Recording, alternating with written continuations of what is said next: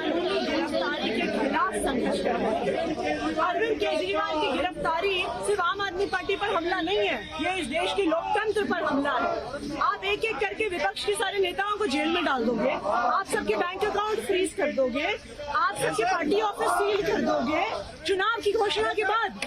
तो अगर आप विपक्ष पे इस तरह से हमला करेंगे तो विपक्ष चुनाव कैसे लड़ेगा? और अगर विपक्ष चुनाव नहीं लड़ सकता तो इस देश में लोकतंत्र कैसा बचा?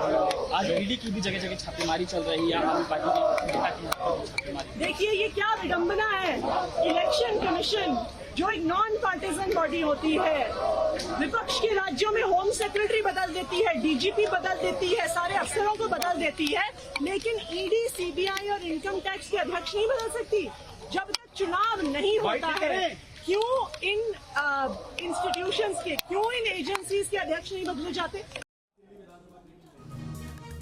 तो एक तरफ आम आदमी पार्टी का विरोध आप देख रहे हैं, दूसरी तरफ बीजेपी अरविंद केजरीवाल के खिलाफ सड़कों पर उतरी है। अरविंद केजरीवाल के इस्तीफे की मांग को लेकर बीजेपी अड़ी हुई है और यही कारण है कि जहां दिल्ली की सड़कों पर एक तरफ आम आदमी पार्टी के कार्यकर्ता, नेता, विधायक आपको नजर आएंगे, तो दूसरी ओर बीजेपी के कार्यकर्ता अरविंद केजरीवाल के इस्तीफे की मांग पर अड़े हुए हैं। ये तस्वीरें आप देखिए, कल वाटर कैनन का इस्तेमाल किया गया था पुलिस की तरफ से, बैरिकेटिंग को लांघ कर कूदने की कोशिश की जा रही थी बीजेपी कार्यकर्ताओं की तरफ से, तो फिर पानी की बौछार कर उन्हें पीछे खदेड़ा गया। और आज भी देखिए हाथों में तख्तियां लेकर बीजेपी के कार्यकर्ता सड़कों पर उतरे हैं। ये अरविंद केजरीवाल के खिलाफ हल्ला बोल है बीजेपी का और ये कहना कि करप्शन के खिलाफ ये आवाज बुलंद करते रहेंगे। आप देखिए पुलिस इन्हें रोकने की कोशिश कर रही है लेकिन ये रुकने को तैयार नहीं है। भ्रष्टाचारी केजरीवाल इस्तीफा दो के नारे लगाए जा रहे हैं और साथ ही अरविंद केजरीवाल का इस्तीफा मांग रही है बीजेपी। तो इससे पहले आपने देखा सौरभ भारद्वाज से लेकर आतिशी तक मैं भी केजरीवाल की टी शर्ट पहनकर सड़कों पर थे और कैसे बेड़ियां पहनकर आपके विधायक विधानसभा पहुंचे थे।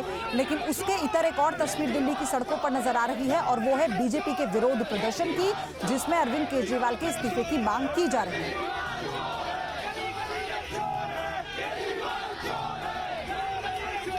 हालांकि जब से मेडिकल चेकअप में रिपोर्ट में ये जानकारी मिली है कि अरविंद केजरीवाल की तबीयत ठीक नहीं है, शुगर लेवल बहुत कम है। सुनीता केजरीवाल अब से थोड़ी देर पहले प्रेस के सामने आती हैं और वो आम लोगों से, दिल्ली वासियों से ये अपील करती हैं कि उनके स्वस्थ होने की कामना की जाए, लंबी आयु की कामना की जाए। बहुत हिम्मती वो व्यक्ति हैं।